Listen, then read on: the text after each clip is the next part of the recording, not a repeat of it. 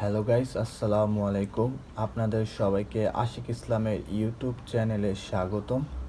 আজকে আপনাদের মাঝে আমি শেয়ার করতে যাচ্ছি বাস্তব ভূতের কিছু এক্সপিরিয়েন্সড গল্প। আর ফার্স্টেই আমি যেই গল্পটা শেয়ার করব, এটা আমার নিজের বড় অপুর গল্প। তো আপুদের বলছি, যারা আপনারা শুনতেছেন, আপনারা একটু ভালোভাবে শুনবেন, কারণ আমার মনে হয় যে এটা আপুরা বেশি রিলেট করতে পারবেন। তো তো গল্পটা হলো 6 বছর আগের, না 6 বছর না, বেসিক্যালি আমার ভাগিনার বয়স 6.5 বছর। তো 6.5 বছর আগের। তো বাংলাদেশে একটা সময় ভালোই প্রচলন ছিল যে যখন মেয়ের সন্তান হবে তখন সে বাবা মার বাসায় থাকবে ফার্স্ট 40 দিন এরকম। তো এখনও হয়তো বা অনেক জায়গায় এই আর কি প্রচলনটা আছে। তো আমার যখন ভাগিনা হয় তখন আমাদের বাসায় আমার আপু ছিল ফার্স্ট 40 দিন। তো আপু যেহেতু আমাদের বাসায় ছিল, ওদের থাকার জন্য আলাদা একটা সুন্দর রুম দেওয়া হয়েছিল। তো আমি যদি ওর রুমের ব্যাপারে বলি, ওর রুমটা ছিল একটা কর্নারে, আর বেডটা ছিল জানলার সাথেই। তো ভালো কথা। তো ঘুমাচ্ছিল, তো এরকম একটা রাতে ও স্বপ্ন দেখতেছিল যে, তো ও ঘুমাচ্ছিল। তো একটা রাতে ও স্বপ্ন দেখলো যে ও শুয়ে আছে, আর তিনটা ছায়া, আর কি যদি ছায়ার বলি যে কীরকম দেখতে, ওর ভাষ্য মতে ছিল যে নিগ্রো টাইপ ব্ল্যাক, এরকম তিনটা মানুষ, আর কি এরকম কিছু অবয়ব।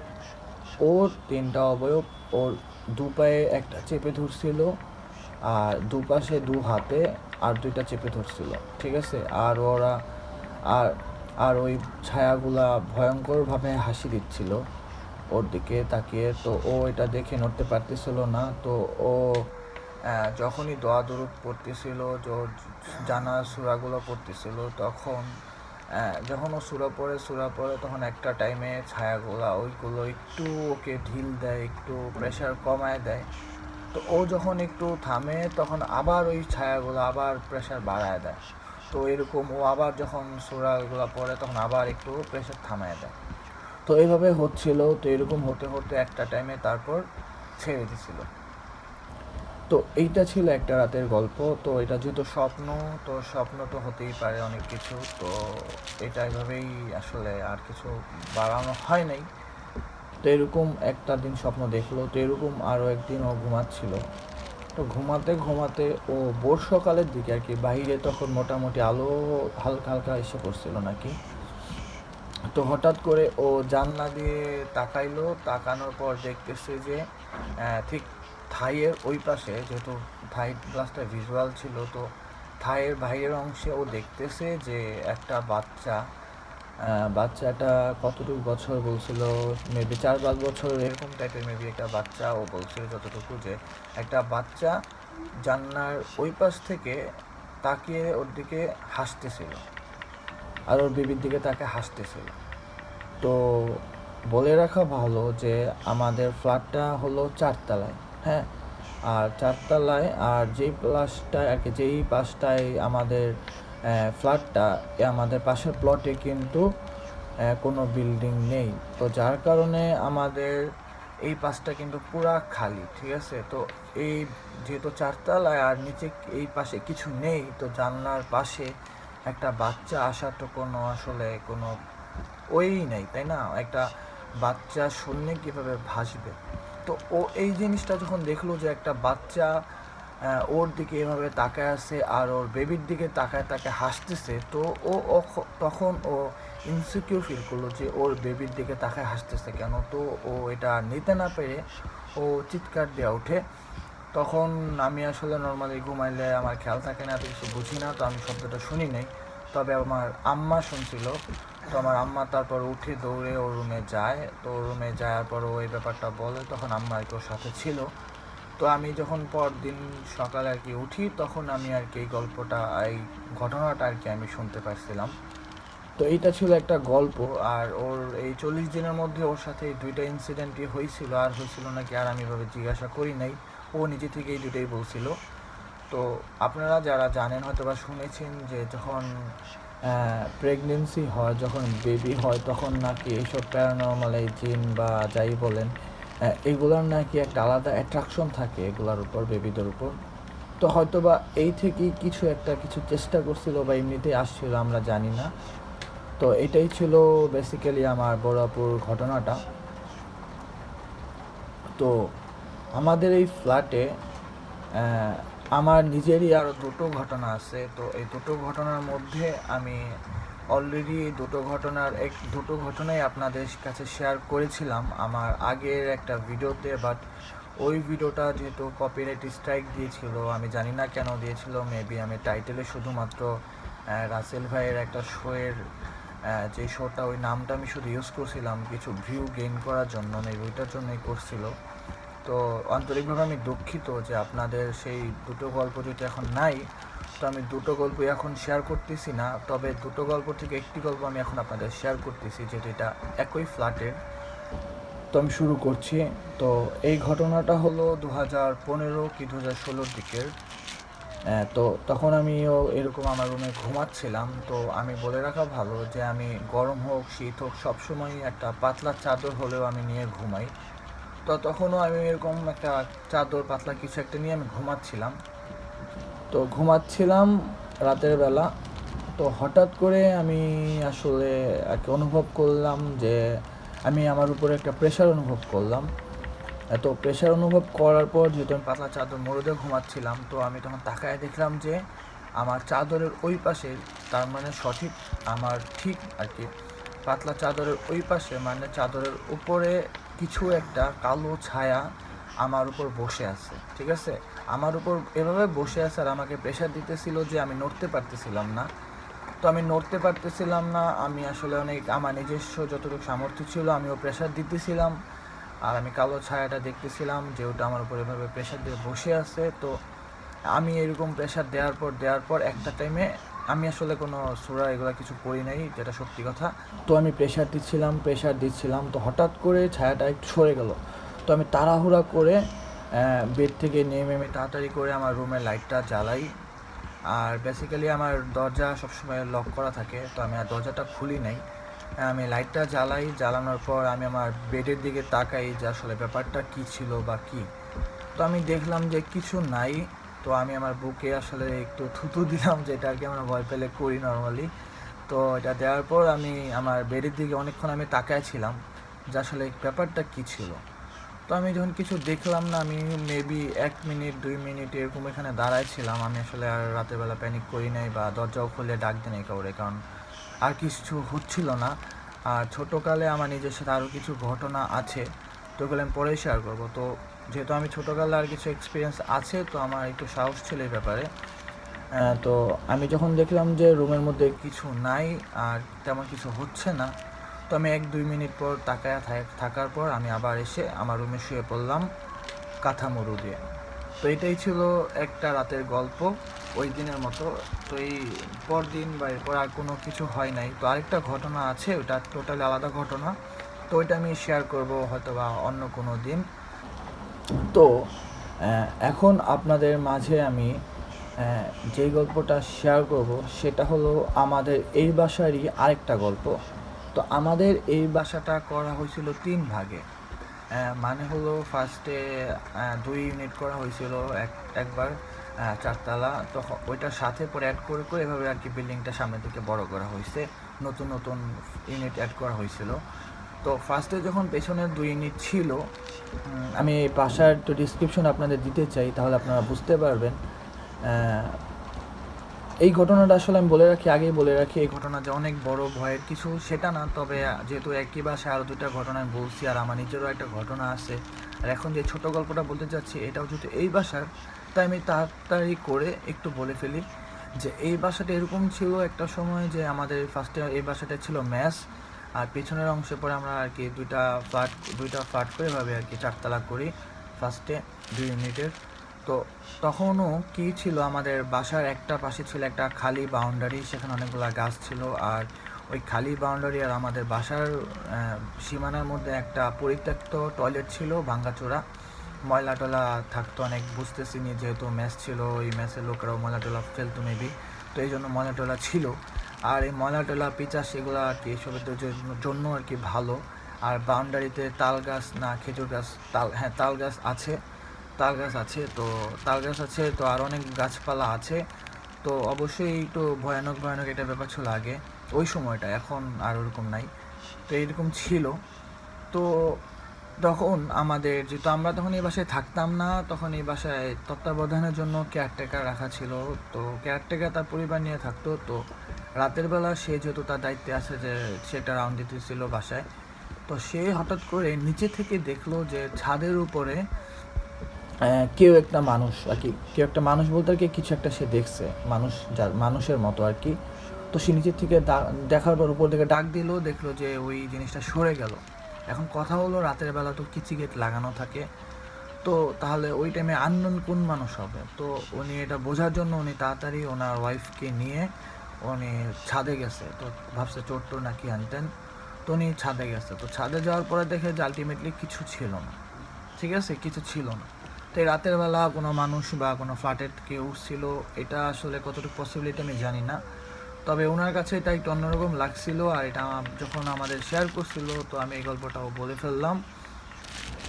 তো যেহেতু আমি আগেই বলে দিতেছি, আমি আপনাদের যেই গল্পগুলো শেয়ার করব, এই গল্পগুলো একটিও বানানো গল্প না।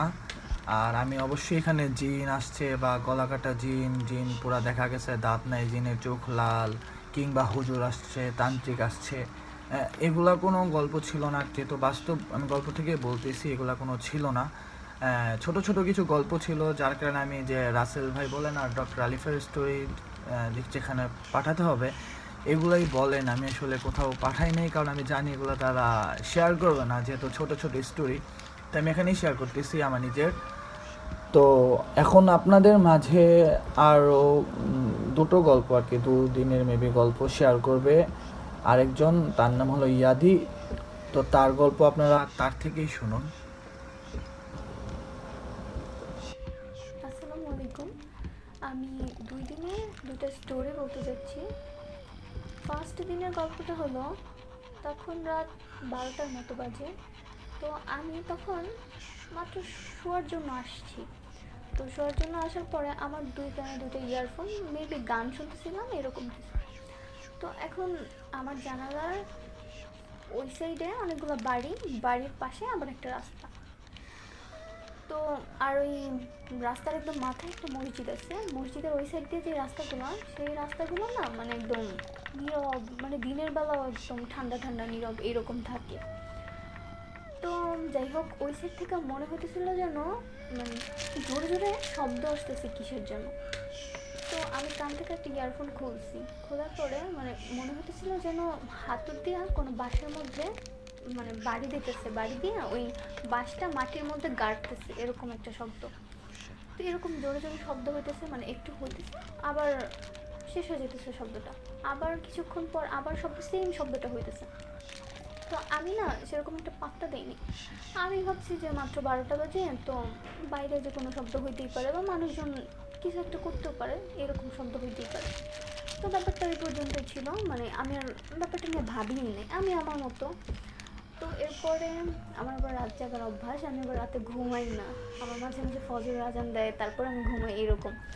তো তখন 4টা বা সোয়া 4টার মতো বাজে। তো আমি ইউটিউব দেখতেছিলাম না কি যেন একটু করতেছিলাম ফোনে। তো হঠাৎ করে দেখি 4টা সোয়া 4টার দিকে সেম 12টা বাজে যেই শব্দটা হয়েছে, সেম সেই শব্দটা আবারও হইতেছে। মানে মনে হতেছিল যেন হাতুর দিয়া বাসার মধ্যে বাড়ি দিতেছে, মাটির মধ্যে বাঁশ গাড়তেছে, এরকম একটা শব্দ। তো ফার্স্টে যখন 12টা বাজে হইলো, তখন আমি ব্যাপারটা এরকম সিরিয়াসভাবে নিই নি, যে হ্যাঁ হইতে পারে, স্বাভাবিক, 12টা বাজে মাত্র। তো এখন কথা হলো যে 12টা বাজে যেই শব্দটা আমি পাইলাম, সেই শব্দটা সেম ওই রকম শব্দ, তা আবার হাতুর দিয়া বাঁশের মধ্যে বাড়ি দিতেছে, এরকম একটা শব্দ। তো এই শব্দটা 4টা সোয়া 4টা বাজে সেম এরকম শব্দ কিভাবে হইতেছে।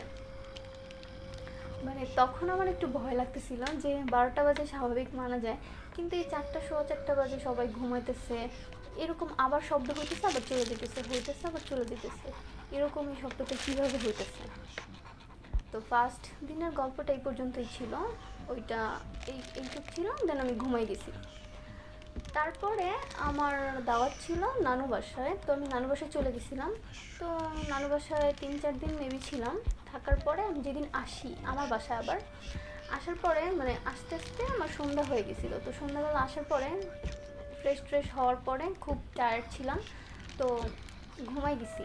ঘুমাই যাওয়ার পরে ঘুম থেকে উঠতে উঠতে রাত 11টার মতো বাজছে। তো ঘুম থেকে ওঠার পরে উঠছি, তখন ওইটা একটু খাওয়া দাওয়া করে দেন আবার শুয়েছি। তো শোয়ার পরে মানে যেহেতু 11টার দিকে ঘুম থেকে উঠছি, আর সেদিন এমনিতেও রাতে ঘুম আসবে না, আর আমার তো এমনিতেও ঘুম আসে না। তো তখন মানে এরকম ফোন টিপতে টিপতে আমার তখন বাজে মেবি 4:30টার মতো। তো 4:30টার মতো যখন বাজলো তখন একটু একটু ঘুম আসতেছিল। যখন ঘুম আসতেছে তখন আমি মানে ভাবলাম যে ঠিক আছে ঘুমাই পড়ি, আর তো কোনো কাজ নেই। তো ফোনটা রাইখা আমি যখন গেলাম, ঘুমাইতে যাওয়ার পরে মানে চোখ আমি যখনই বুঝতেছি, মানে চোখটা যখনই আমার লাগতেছে তখনই সাথে সাথে ঘুম ভেঙে যেতেছে। মানে আমি জাস্ট ঘুমাইতে পারতেছি না, কেমন অস্বস্তি লাগতেছে। মানে চোখটা বুঝতেছি আর ঘুম ভেঙে যেতেছে, চোখ খুইলা যেতেছে এরকম।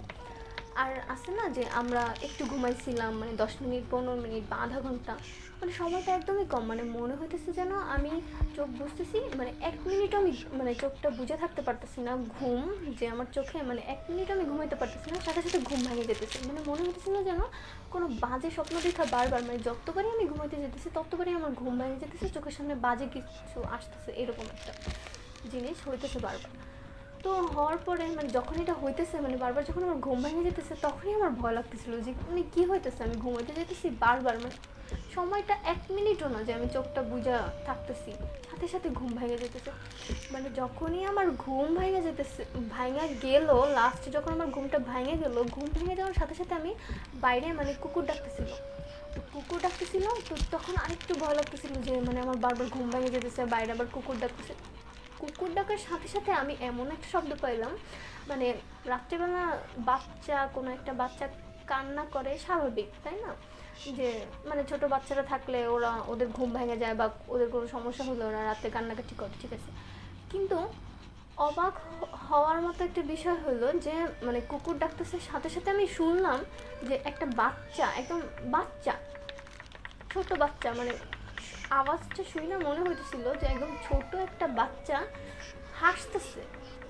তখন রাত 4:30টার বেশি বাজে, মেবি 4:45টার মতো বাজে।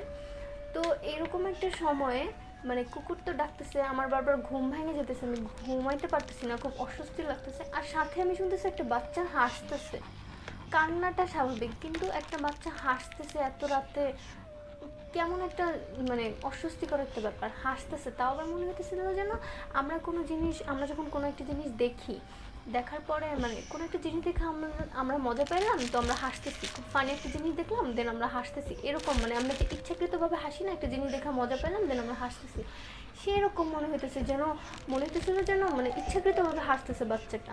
মানে কোনো একটা জিনিস দেখছে, দেখা সে মজা পাইতেছে দেন সে হাসতেছে, এরকম একটা শব্দ।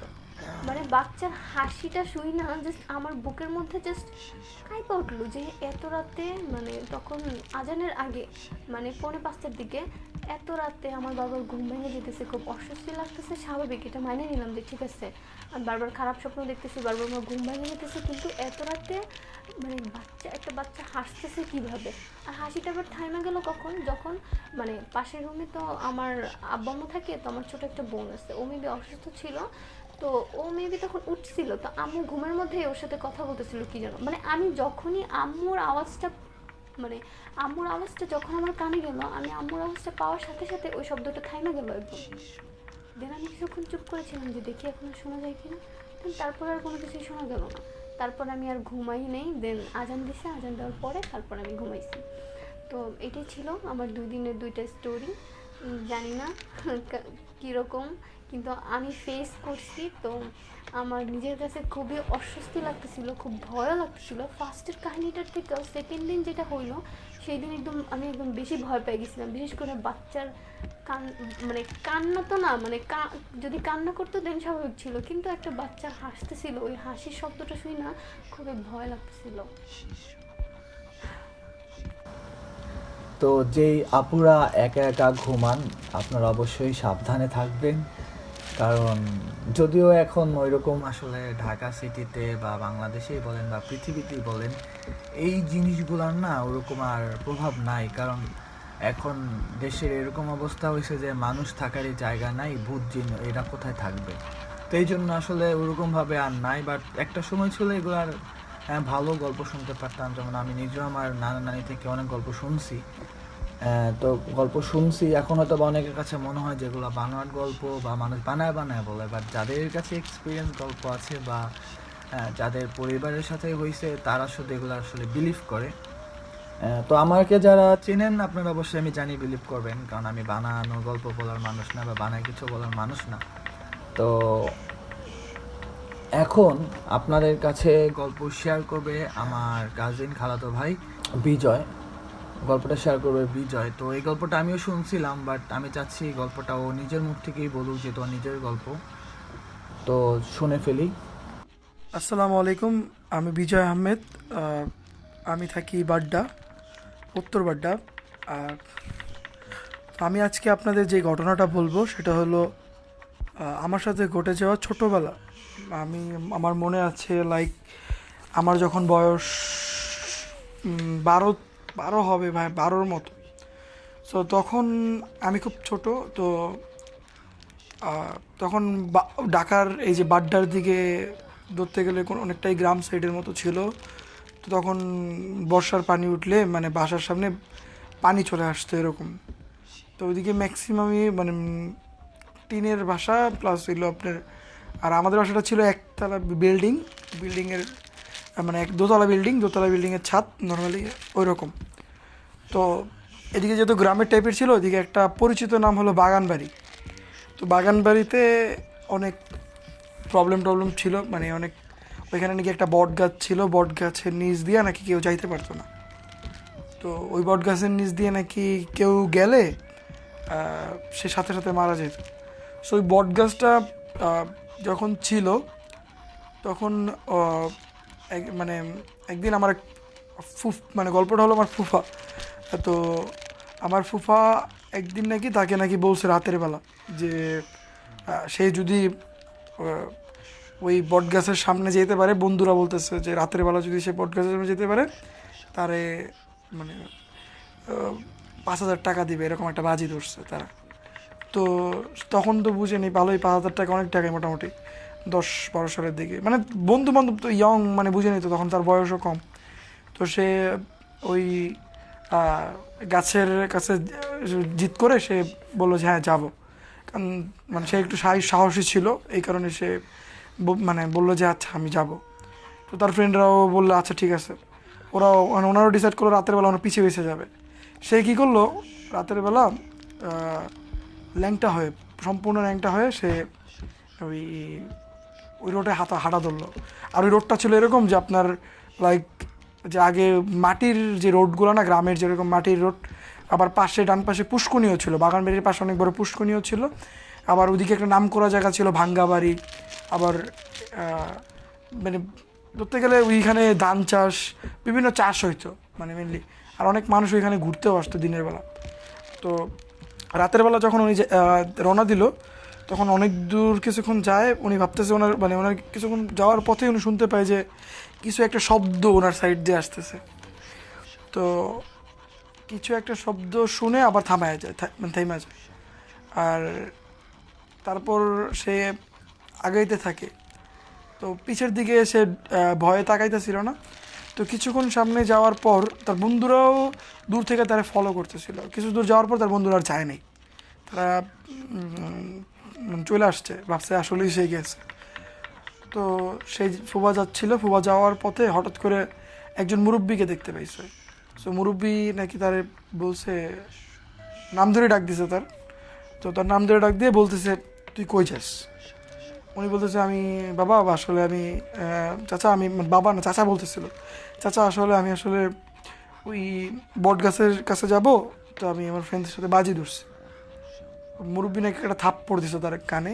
সো ওই কানে থাপ্পড় দেওয়ার কারণে সে এখনও কানে মানে অনেক সাউন্ড মানে কম শোনে, বাম বাম কানে। তো সে কী করছে, ওই থাপ্পড় দিয়ে মুরব্বি বলতেছে যে তুই এখন যে দিক দিয়ে আসছো সেই দিক দিয়ে সোজা চলে যাবি, পিছিয়ে ঘুরে তাকাবি, পিছিয়ে যদি ঘুরে তাকাস তোর অনেক বড় বিপদে হবে। এটা বলে মুরব্বি নাকি চলে যায়। তো দেন ফুফা কিছুক্ষণ দাঁড়ায়, দেন মানে ভাইবা সে পিছনের দিকে না তাকায় সোজা চলে আসে।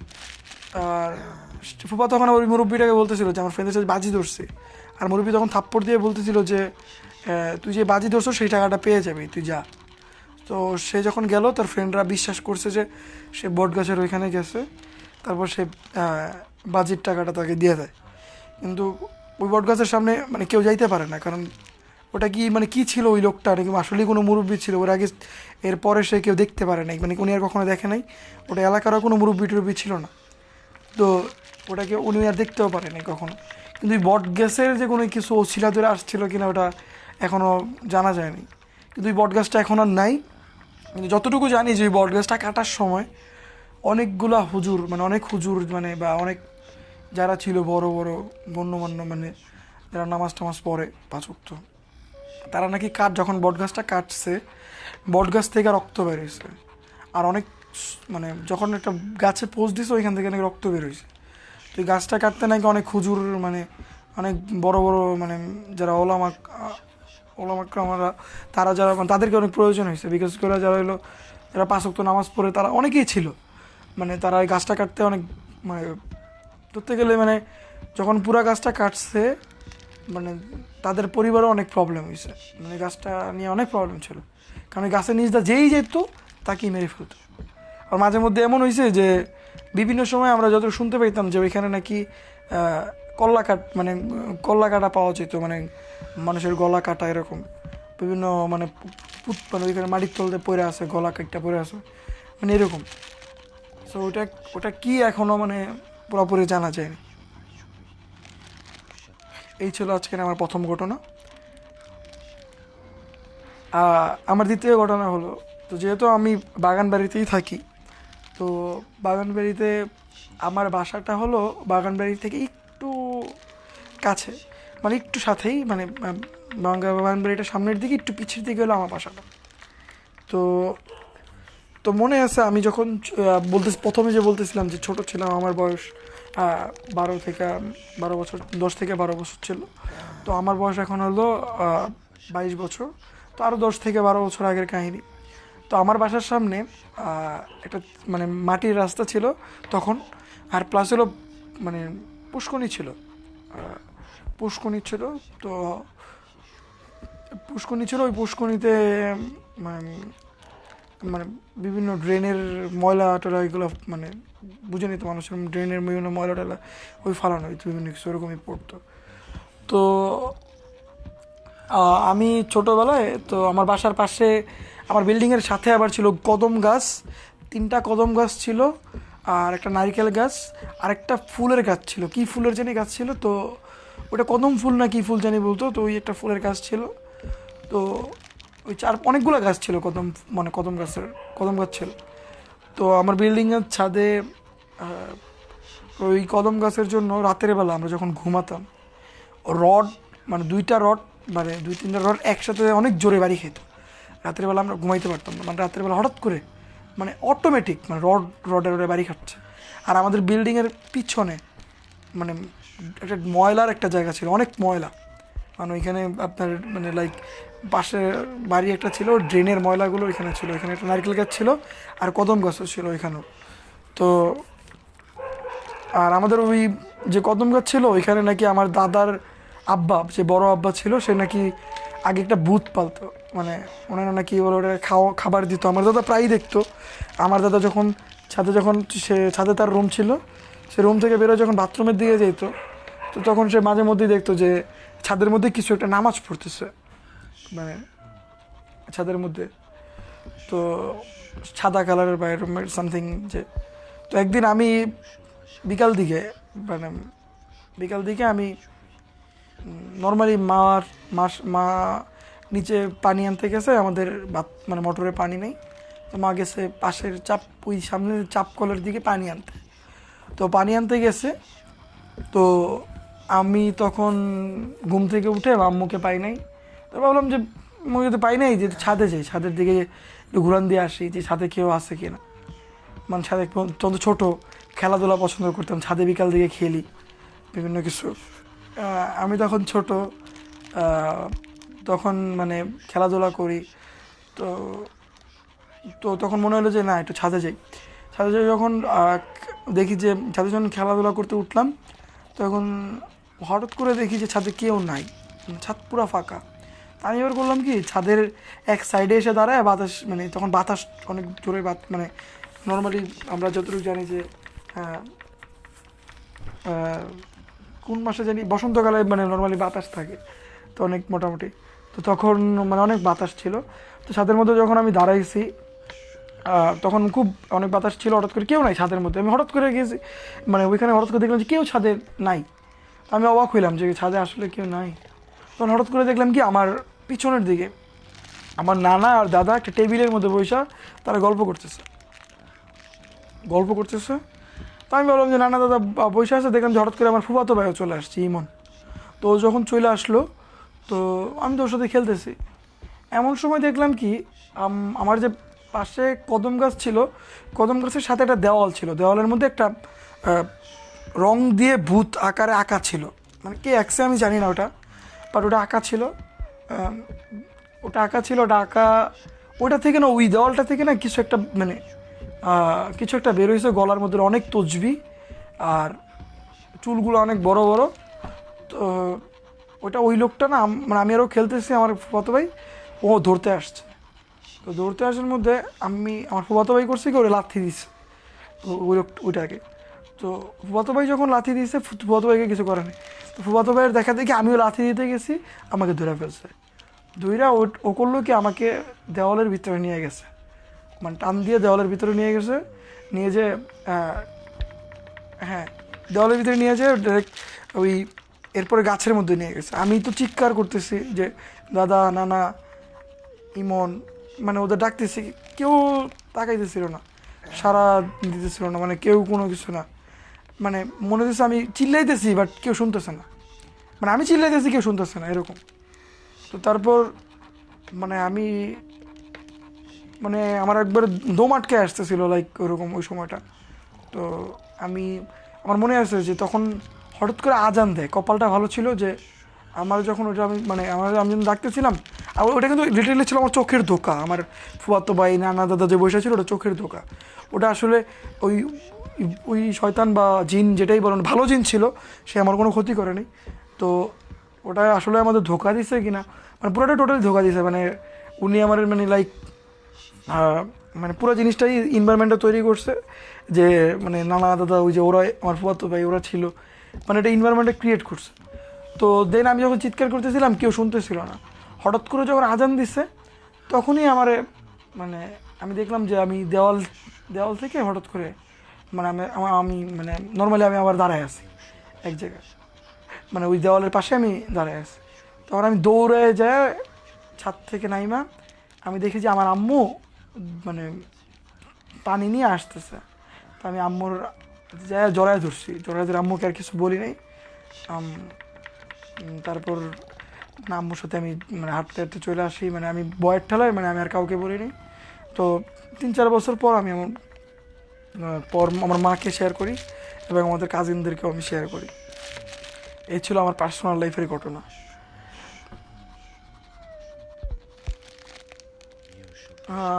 3 নম্বর স্টোরি, আমি যে লাস্ট স্টোরিটা বলবো সেটা এটা ভূতের কোনো স্টোরি না, বাট এটা কিছুটা ভূতের রিলেটেড। এটা হলো মানে আমাদের এই যে বাগান বাড়িতেই নামার দিকে একটা মানে তখন এই বাগান বাড়ির মধ্যে যে বললাম যে কল্লা কাটা পাওয়া যায়, মানে বিভিন্ন মানুষ বলতো কল্লা কাটা। তো আমার মা যেতে যেত না বাগান বাড়ির দিকে, কারণ এক মায়ের এক ছেলে যারা, ওদের কল্লা ম্যাক্সিমাম পাওয়া যেত। সো বিভিন্ন মানুষের কল্লা ওইখানে পাওয়া যেত। তো ওইখানে রাত 8টার পরে বা 7টার পরে কেউ যেত না, 8টার পর এক সময়। তো ওই দিকে যখন মানে বর্ষাকালে অনেক পানি উঠতো, বাগানবাড়ি বাদে বাকি সব তলায় যেত মোটামুটি অলমোস্ট। তো একদিন মানে ওইখানে 1900 সালের দিকে একটা বিল্ডিং করে ওইখানে নামার দিকে। তো তো ওই বিল্ডিংটা বন্যায়, মানে যখন ওই যেখানে বন্যা হয়েছিল আমাদের ওই 2004 সালের বন্যায়, ওই বিল্ডিংটায় মানে ভাঙ্গাবাড়িতে, মানে ওই বাগানবাড়ির পরে ওটার নাম হলো ভাঙ্গাবাড়ি। ওইখানে বলে ওটার নাম কি ভাঙ্গাবাড়ি বলে। তো ভাঙ্গাবাড়ির নামে এক নামে চেনে। তো ওই বিল্ডিংটা যখন ভাঙ্গা পড়ে, তো ওই বিল্ডিংটার মধ্যে যারা ছিল সবাই মারা যায়। তো ওইখানে রাতের বেলা মানে যেই যায় মানে মানে কেউ যাইতে পারে না রাতের বেলা, মানে যেই যায় মানে ওইখানে মানে কোনো একটা তার কোনো প্রবলেম হয়, মানে কোনো না কোনো প্রবলেম হয়। তো দিনের বেলা যাওয়া যেত ওইখানে ভাঙ্গাবাড়িতে। বাট ভাঙ্গাবাড়িতেও বিভিন্ন, মানে যতটুকু শুনছি যে ওইখানে নাকি বিভিন্ন কল্লাকাটা বা এই টাইপসের কিছু অনেক কিছু পাওয়া যায়। তো মানে ওটা এখনও মানে কীভাবে যে বিল্ডিংটা ভাঙলো ওই যে বন্যায়, ওটা এখনও পর্যন্ত জানা যায়নি। বাট বিভিন্ন অনেক মানুষ মারা গেছিলো ওইখানে ওই বিল্ডিংয়ে, মানে বন্যায়। আর আর ওইখানে যারা যায় মানে মানে ম্যাক্সিমাম সময়ই ওইখানে মানে মারা যাওয়ার পর থেকে মানে ভাঙ্গাবাড়িতে মানে যে কেউ বিভিন্ন মানুষের কল্লা ওইখানে পাওয়া গেছে। মানে ওটা কেন পাওয়া গেছে বা কীভাবে পাওয়া গেছে ওটা এখনও জানা যায়নি। আমার দাদা বলতো যে ওইখানে নাকি মানে বিভিন্ন ভূত প্রেত বা এরকম কিছু একটা থাকে, মানে ওই আমার দিকে মানে মানুষ রাতের বেলা যেতে চাইতো না ম্যাক্সিমাম টাইম। এই এতটুকুই, এটা কোনো ঘটনা না, মানে এটা হ্যাঁ, বললাম যে এটা যতটুকু আমি জানি, কারণ আমি ছোটোবেলা থেকে ওখানে বড় হয়েছি, আমি ওই এলাকার লোকাল বাসিন্দা, তাই আমি এটাই আমার স্টোরি ছিল কয়টা।